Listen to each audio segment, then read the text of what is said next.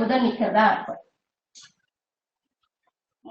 Sorry, ஆமா, 3ஆம் அதிபதி சந்திரன் 5க்கு வந்திருக்கிறாருன்னு கூட காலபுருஷன் 3ஆம் அதிபதி வந்திருக்காருன்னு அர்த்தம். அப்ப குலதெய்வம் எப்படி இருக்குங்க 5ஆம் இடத்துல? அறிவாளியா குலதெய்வத்துக்குலாம் அறிவு கண்டுபிடிக்கிறவங்க நீங்க தாங்க சார். எங்க குலதெய்வம் அறிவா இல்லையான்னு எனக்கு தெரியல. குலதெய்வ அருள் உண்டு மேடம். சந்திரன்கிறதுனால ஆசையா அன்பா இருக்கும். இந்த குலதெய்வங்களா?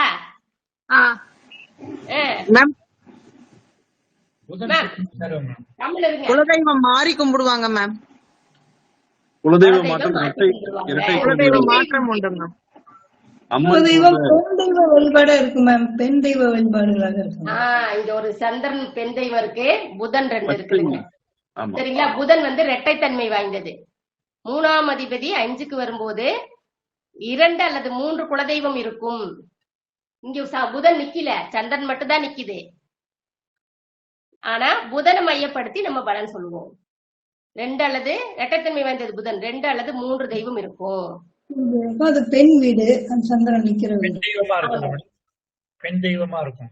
பெண் தெய்வமா மாறி கும்பிடுவாங்கன்னு கூட சொல்லலாமா மேடம்? தாராளமா கும்பிடுவாங்க, மாத்தி கும்பிடுவாங்க. அப்ப இப்படி எல்லாம் அந்த புதனையும் அது கூட மிக்ஸ் பண்ணி சொல்லுங்க.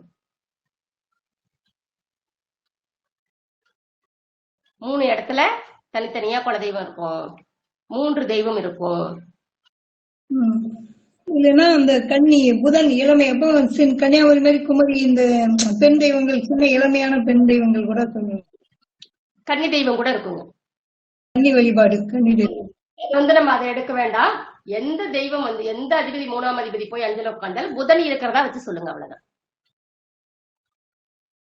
Madam correct madam. எனக்கு 3ஆம் அதிபதி 5ல இருக்காரு மேடம். 3 குலதெய்வம் இருக்கு மேடம். அவ்வளவுதாங்க. தெரிஞ்சுதுங்களா? நம்ம என்ன நினைச்சிட்டு இருக்கோங்க, அந்த வீட்டுல இருக்குது சந்திரன் இருக்குது, சந்திரன் பெண் தெய்வம், ஆனால் பெண் தெய்வம் இருக்கு அவங்களுக்கு குலதெய்வம் நம்ம சொல்லிட்டு இருக்கோம். அங்க அப்படி சொல்லக்கூடாது. 3ஆம் அதிபதி 5க்கு வந்துச்சுன்னா காலபுருஷ தத்துவத்துல புதனும் அங்க வந்ததாக அர்த்தம். இதுதான் காலபுருஷ தத்துவம். காலபுருஷ தத்துவத்தை வேற விதமா நம்ம பயன்படுத்திட்டு இருக்கோம். பயன்படுத்த வேண்டிய விதத்துல பயன்படுத்தவே இல்லை. நம்ம இளைய சகோதரன் நம்ம குழந்தைகள்ட்ட அன்பா இருப்பான்னு சொல்லலாமா மேடம்? அதெல்லாம் நீங்க என்ன வேணா சொல்லிக்கோங்க. காலபுருஷ தத்துவத்துக்கு என்ன சொல்றோம் அவ்வளவு மட்டும்தான். அப்ப புதன் சொல்லி 3ஆம் அதிபதி 5ல உட்கார்ந்து இருக்கிறாருன்னா 5ஆம் அதிபதி அந்த முதல் குழந்தை என்னவா இருக்கும்? புத்திசாலியா இருக்கும். புதனுடைய இதை சொல்லுங்க, அப்படியே குழந்தை புத்திசாலியா இருக்கும். சந்திரன் கண்ணுக்கு தெரியாம கண்ணுக்கு தெரிஞ்சு இயங்குவார், புதன் உள்ளுக்குள்ள கண்ணுக்கு தெரியாம இயங்குவார். புதனுடைய கேரக்டரை சந்திரனுடைய கேரக்டரை சேர்த்து வச்சு சொல்லுங்க. சரி, இப்ப நான் சொல்லித்தர போறது லக்னாதிபதி சுக்கரன். இந்த சுக்கரன் போய் இங்க உட்கார்ந்து இருக்கிறாரு. சரி, யாராவது ஒருத்தர் உங்க லக்னாதிபதி சொல்லுங்க. என்னங்க? இருங்க, அப்புறமா தனுசு அப்புறம் சொல்லிக்கலாம். விருச்சகம் சொல்லிட்டாரு சாரு. உங்க செவ்வாய் எங்க இருக்குதுங்க சார்? 4ல மேடம், கும்பத்துல. சரி, உங்க வீட்டுல மகரம், கும்பம், மேசம், துலாம் ராசி லக்னத்தில் பிறந்தவர்கள் உண்டு. எஸ், ஆமா மேடம். ஓகேங்க. அம்மா துலா ராசி. ரைட், ஓகேங்க. இப்ப நீங்க சொல்லுங்க மேம். தனுசு லக்னம், குரு மேசத்தைங்க.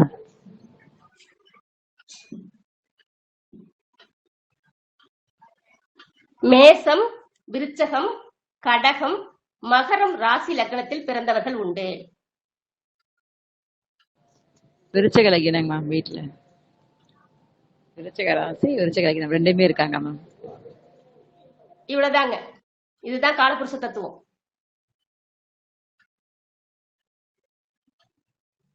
இங்க எந்த கிரகம் இயங்குதுங்க? போய் நிக்கிற கிரகம் இயங்கல, உள்ளுக்குள்ள இருக்கிற கிரகம் தான் இயங்குது.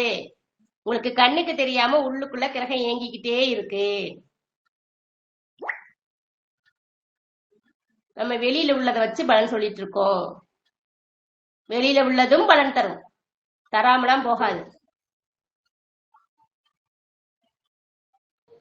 மேம் இப்ப இந்த காலபுருஷத்தப்படி நம்ம செவ்வாய் வச்சுக்கிட்டோங்க மேம். மேசராசி விருச்சகம் அப்படின்றது மேம். அடுத்தது சிம்மம் அப்படி எல்லாம் சொன்னாங்க இல்லைங்க மேம். அப்ப வந்து அந்த இடத்துல சனி நீசம். காலபுருஷ தத்துவம்லாம் இந்த தத்துவத்தை எப்படி எடுத்திருக்கோம்னா, லக்னாதி போய் யாருக்கு வீட்டுல போய் நிக்கிறாரு? செவ்வாய் வீட்டுல இருக்காரு. செவ்வாய் ஆட்சி உச்ச வீட்டை எடுத்துக்கிறோம். அப்புறம் சார் சொல்லும் போது சனியோட வீட்டுல இருக்காரு. சனியினுடைய ஆட்சி உச்ச வீட்டுகளை நீச வீட்டுகளை எடுத்துக்கிறோம். ஆட்சி உச்ச நீச்சம். ஓகேங்க. என்ன அதிபதியா வேணா இருக்கட்டும். சிம்ம லக்னம். சூரியன் எங்கேயாவது ஒருத்தர் சொல்லுங்க. சூரியன் எங்கேயாவது சொல்லுங்க. யாருக்காவது சூரியன் எங்க இருக்குது? சிம்ம லக்னம் யாராவது இருக்கீங்களா? எனக்கு சிம்மத்துல சூரியன் மேம். சிம்மத்திலேயே சூரியன். ஆஹா, லக்னம் சிம்ம லக்னமா? இல்ல மேம், இல்ல. சிம்ம லக்னம் மேடம். சிம்ம லக்னம் சூரியன் மேம். சிம்மத்திலேயே சூரியன் மேடம். சிம்ம லக்னம் சிம்மத்திலேயே சூரியன். சிம்ம லக்னம் சூரியன் உச்சமடையக்கூடிய வீடு செவ்வாய் வீடு. இந்த செவ்வாயினுடைய வீடு இதோட வீடு எடுத்துக்கணும். சரிங்களா? அப்ப நீசமடையக்கூடியது துலாம். அப்ப சிம்மம், மேசம், துலாம் ராசி லக்னத்தில் பிறந்தவர்கள் உண்டு. வீட்லயா மேடம்? வீட்ல சொல்றீங்களா மேடம்? ஆமா, உங்க வீட்டுல அவங்க இருப்பாங்க. ஓகே ஓகே சரி. உங்க மேடம் ஒரு வீட்டுல சின்ன டவுட் மேடம். ஹஸ்பண்டா இருந்தா ஒய்ஃப் கூட வந்து அந்த நீங்க சொன்ன மாதிரி அந்த இதுல வரலாம், வரலாம். இல்ல ஒய்ஃபா இருந்தா ஹஸ்பண்டும் அந்த மாதிரி வரலாம். தாராளமா வரலாங்க சார். உங்க வீட்டுல இந்த ராசி லக்னம் கண்டிப்பா இருப்பாங்க சார். அவ்வளவுதான். உங்க குழந்தையோ உங்க ஒய்ஃபோ உங்க கணவரோ யாரோ ஒருத்தர் இருப்பாங்க. இது இல்லாம போக மாட்டாங்க. எப்படி மேடம் அதை எடுக்கிறீங்க? அது என்ன கால்குலேஷன் மேடம்? அதான் காலபுருஷ தத்துவம். உள்ளுக்குள்ள அவங்க இயங்குறாங்கன்னு சொன்னல. ஆமாங்க. அதுதான் உள்ளுக்குள்ள ஒரு போய் எங்க போய் உட்காராரோ அந்த வீட்டின் அதிபதி உள்ளுக்குள்ள இருந்து இயக்கிட்டு இருக்காரு. ஓகே மேடம் இதே மேச லக்னம் செவ்வாய் கடகத்துல இருந்தா மேடம் அது எப்படி மேடம் வரும்? அப்ப சந்திரனுடைய வீடு என்னங்க? கடகம். சந்திரனுடைய வீடு கடகம் மட்டும் தானே? விருச்சகம். நீசமடையக்கூடிய வீடு விருச்சகம். விருச்சிகம். அப்ப சரி மேடம். கடகம், ரிஷபம், விருச்சகம் ராசி லக்னத்தில் பிறந்தவர் உண்டு. இது மேடம் என்னோட பொண்ணுதுங்க மேடம். சிம்ம ராசி, சிம்ம லக்னம், லக்னாதிபதி அங்கேயே. நான் வந்து துலாம் ராசிங்க மேடம். பாருங்க, துலாம் இங்க நீசமடைகிறாரா? இவங்க துலாம் ராசி. அவங்க குழந்தையோடதே. இவங்க அம்மா வந்து துலா ராசி ஆயிட்டாங்க. வந்துருச்சுங்களா மேடம்? இதுக்கு சரியா புரியல மேடம். சார்? உங்க ராசி என்ன சார்? உங்க லக்னம் சாரி லக்னம் என்னங்க சார்? சொல்லுங்க சார். நான் மீன லக்னம் மேடம். சரி, மீன லக்னத்தின் அதிபதி யாருங்க சார்? குரு. குரு எங்க இருக்காருங்க? மேஷத்துல இருக்காரு. சரி இருங்க.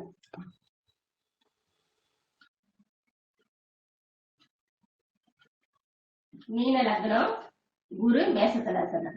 இப்ப இது யாரோட வீடுங்க சார்? செவ்வாயோட வீடு. இப்ப செவ்வாயோட வீடு என்னென்னங்க சார்? எது எதுங்க செவ்வாய் வீடு? விருச்சிகம், மேஷம். மேசம், விருச்சகம். அடுத்தது செவ்வாய் எங்க உச்சமடைவாருங்க? மகரம். மகரம். அடுத்தது எங்க நீசமடைவாருங்க? கடகம். இந்த 4 ராசி அல்லது லக்னத்தில் உங்க வீட்டுல ஆள் இருப்பாங்க சார். இல்லாம போக வாய்ப்பு கிடையாது. பையன் விருச்சிகம் இருக்கணும்.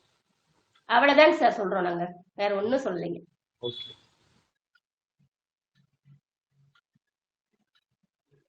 மேடம் எந்த போடுங்க மேடம், ஏதாவது கனெக்டிவிட்டி வருதா பாப்போம் மேடம்.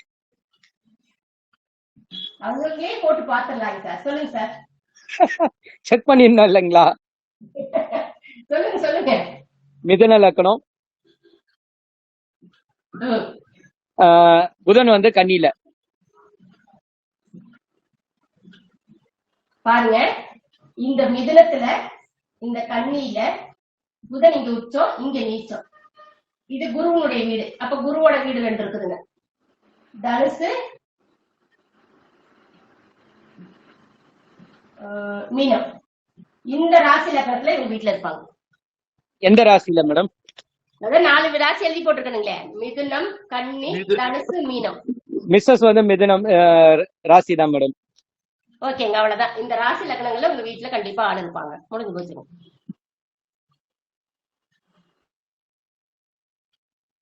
வந்துருச்சுங்களா? வந்துடுச்சு மேடம். இது லக்ன ராசி ரெண்டுமே அப்படிங்களா மேடம்? ஆமாங்க, ரெண்டுல ஏதோ ஒண்ணு உங்களுக்கு வந்துடும், வராம போகாது. சரிங்க, உங்களுக்கு யாருக்காவது இளைய சகோதரம் இருக்கா? இல்ல மேடம். இல்லாதவங்க விட்டுருங்க. இருக்கிறவங்க யாராவது இளைய சகோதரர் இருந்தா சொல்லுங்க. இருக்கு மேம். இருக்கு மேடம். சரி, ஓகே. நீங்க என்ன ராசிங்க? பரணி நட்சத்திரம், மேஷ ராசி மேம். லக்னம் சொல்லுங்க. ராசி மகர லக்னம். மகர லக்னம். சரி, குரு எங்க இருக்காங்க? 2ல மேம், கும்பத்துல குரு. இப்ப இவங்களுக்கு வந்து கும்பத்துல குரு இருக்காரு.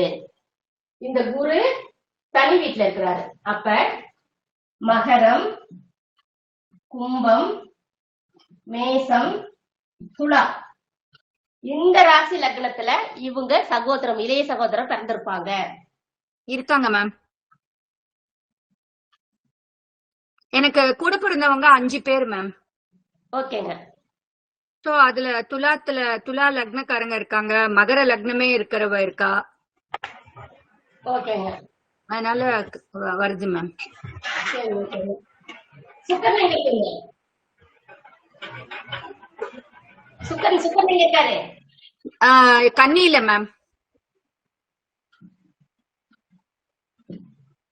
அப்ப மிதுனம், கன்னி, தனுசு, மீனம், இந்த 4 ராசி லக்னத்துல இருக்கிறவங்களும் இருப்பாங்க. ஆமா மேம். இவ்வளவுதாங்க காலபுருஷ தத்துவம். யாரும் ஒருத்தர் கூட இல்லைன்னு சொல்லவே இல்லை. இப்ப உங்க கண்ணு முன்னாடி காலபுருஷ தத்துவத்தை நான் நிரூபிச்சுட்டேன், எப்படி எல்லாம் பலன் சொல்ல முடியும் அப்படின்னு. இல்ல, ஆக்சுவலா என்னோடது மகரத்துல சனி மேம், என்னோட லக்னம். அப்ப அந்த சனி வந்து உச்ச நீச்சமாக கூடிய வீடுகள் பாக்குறச்சே வந்து மேஷம், துலாம். என்னோட பொண்ணு வந்து மகர லக்னமே, என்னோட ஹஸ்பண்ட் பையன் வந்து துலா லக்னம், அண்ட் நானே வந்து மேஷ ராசி மேம், நீசமாக கூடிய வீடு மேஷம். அவங்களுடைய சனி இங்கேயே நிக்கிறாரு, 4மே வந்துருச்சு பாருங்க. 4மே வந்துருச்சு மேம். ஆமா. இப்ப உங்களுக்கு இதுல ஏதாவது நான் சொன்ன பலன் எங்கேயாவது மாறுபட்டதா? மேடம் இப்ப குருங்கிறது வந்து நீங்க மூத்த சகோதரன் வரும்ல மேடம், இப்ப நீங்க போட்டிருக்கிறது இந்த ஜாதகத்துல குரு இளைய சகோதரம். அப்ப குரு இலக்கு அதுக்கு நான்தான் கேட்டேன், யாருக்காச்சும் தம்பி தங்கச்சி இருக்கான்னு கேட்டேன். அவங்க இருக்குன்னாங்க. 3ஆம் இடத்துல இளைய சகோதரம், 3ஆம் அதிபதி எங்க இருக்காருன்னு பார்த்து எடுத்துட்டோம். சரி மேடம். இப்ப எனக்கு மேஷ லக்னம், இப்ப அது எப்படி மேடம் எடுக்கிறது? சார், நீங்க வர்க்க சக்கரம் முடிச்சிட்டு வந்துட்டு ஒரு பாயிண்ட் சொன்னா. இல்ல மேடம், அது ஒரு டிஃபரன்ஸ் வந்துச்சு, அதான் கேட்டேன். நீங்க என்ன லக்னம்? மேஷ லக்னம் மேடம். மேஷ லக்னம். செவ்வாய் எங்க இருக்காரு? சாரி, செவ்வாய்க்கு கடகம் மேடம். கடகம். புதன் எங்க இருக்காரு? புதன் தனுசுல மேடம். புதன் தனுசுல. அப்ப தனுசு, மீனம், கடகம், மகரம் ராசி லக்னங்கள் உண்டு. தம்பி மீன லக்னம் மேடம். வித்தியாசம் வந்துச்சுன்னு சொன்னீங்க இப்பதான் கொஞ்ச நேரத்துக்கு முன்னாடி.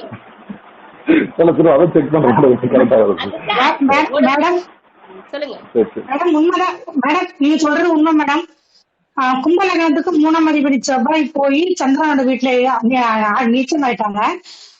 இளைய சகோதரி பாத்தீங்கன்னா ரிஷப ராசி, ரிஷப லக்னம். சந்திரன் உச்சமாகக்கூடிய வீட்டுல ரிஷப ராசி, ரிஷப லக்னத்துல இளைய சகோதரி இருந்தாங்க. ஆனா இப்ப இல்ல. ஓகேங்க, இருந்தாங்க. 6ஆம் இடத்துல ஆனா 3ஆம் அதிபதி 6ஆம் இடத்துல போய் நீச்சம் ஆகுறாங்க. அந்த சந்திரனோட வீட்டுல, சந்திரன் உச்சமாகிற வீட்டுலதான் அவங்க லக்னம் ராசியே விழுந்துச்சு. ஆனா அந்த இளைய சகோதரி இப்ப இல்ல, ஆனா இருந்தாங்க. அது உண்மை. லக்னம் ராசி ரிஷபம். அவ்வளவுதாங்க. இதுதாங்க காலபுருஷ தத்துவம். இந்த மாதிரி ஏகப்பட்ட பலன் நம்ம எடுக்க முடியும். சோ நீங்க எல்லாத்தையும், நான் இது வரைக்கும் நடத்தின எல்லாத்தையும் மறுபடியும் ரீவைண்ட் பண்ணி பார்த்துட்டு அப்ளை பண்ணி பாருங்க. இது முடிஞ்சதுன்னா இந்த ரெக்கார்டிங் வந்து வாங்கி யூடியூப் சேனல் ஒண்ணு ஆரம்பிச்சு அதுக்குள்ள போட்டு வைக்கிறேன். வேணுங்கும் போது உள்ள போய் பாத்துக்கலாம் அப்படின்னு ஒரு யோசனை இன்னைக்குதான் தோணுச்சு. சரி, ட்ரை பண்ணி பார்க்கலாம். இது வரைக்கும் நான் எதையும் அடுத்தவங்க சேனல்ல தான் போய் பேசிட்டு வந்ததுதான் உள்ள இருக்குது.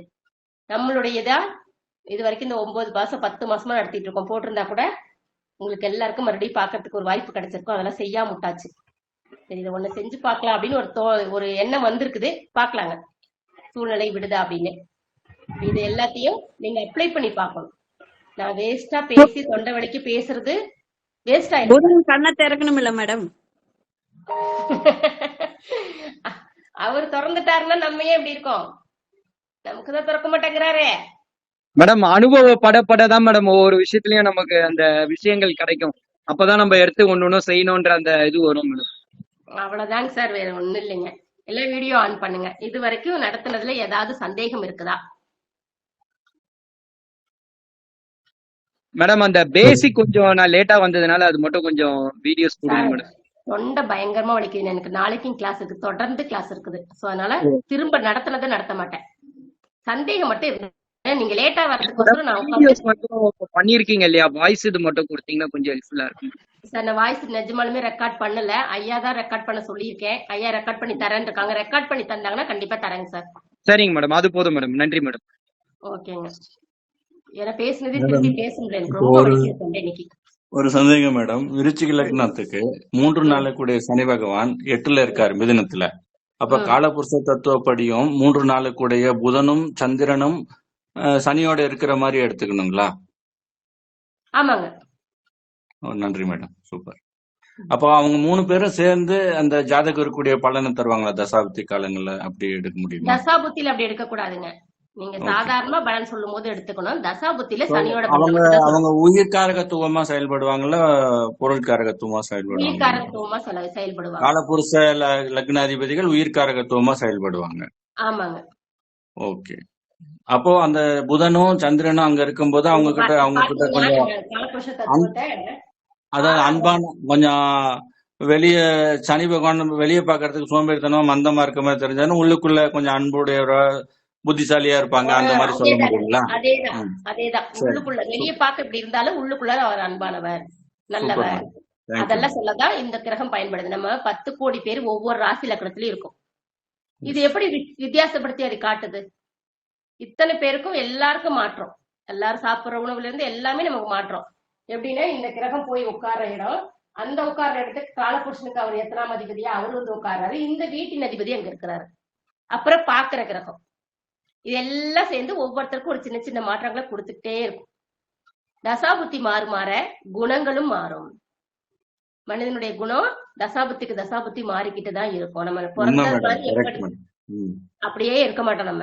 நம்மளுடைய குணங்கள் மாறிக்கிட்டே இருக்கும். மாத்துது தசாபுத்தி தான் மாத்துதுங்க.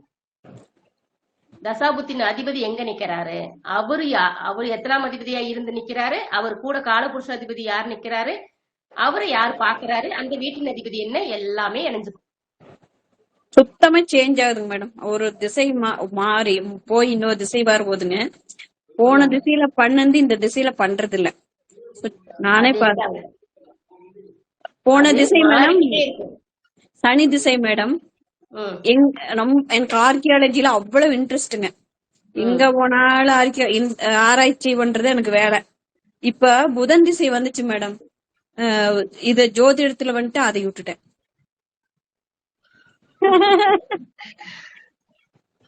புதன் எங்க உட்கார்ந்து இருக்கிறாரு அது பொறுத்து மாறிடும். ஆமாங்க மேடம். தசாபுத்தி மாறும் போது எல்லாமே மாறி போயிடும். நான் உண்மையை சொன்னா நான் ரொம்ப பயந்தாங்க, பயங்கர பயந்தாங்க. ஆனா ராகு திசை வந்ததும் அடிபட்டு இந்த புழு ஆமா இப்ப உட்காந்து உங்களுக்கு இப்படி எல்லாம் பேசலாம் தெரியாதுங்க, பயங்கரமா பயப்படுவேன். ராகு திசை வந்தது அப்படியே இந்த விஷயங்கள்லாம் நடந்து பேசி பேசி பழகிட்டேங்க. நான் பேசி பழகிறதுக்கு எவ்வளவு நாள் கண்ணாடி முன்னாடி உட்காந்து பேசிட்டு இருந்தேன். ஏன் மேடம் செவ்வாய் உங்களுக்கு தைரியத்தை கொடுக்கலையா? அதுல நிறைய விஷயங்கள் இருக்குங்க. அது விருச்சக செவ்வாய் தைரியத்தை தராதுங்க. Okay okay madam. நல்லா யோசிச்சு பாருங்க, விருச்சகத்துல யாரெல்லாம் இருக்கா? அலிகிரகமுடைய புதனும் குரு சனியும் இருக்காங்க. சந்திரன் அந்த இடத்துல நீச்சம் இல்ல மேடம். சந்திரன் நீசம். குரு வெறும் 3 டிகிரி தான் இருக்கிறாருங்க. மத்த 2 அழிகிரகங்கள்.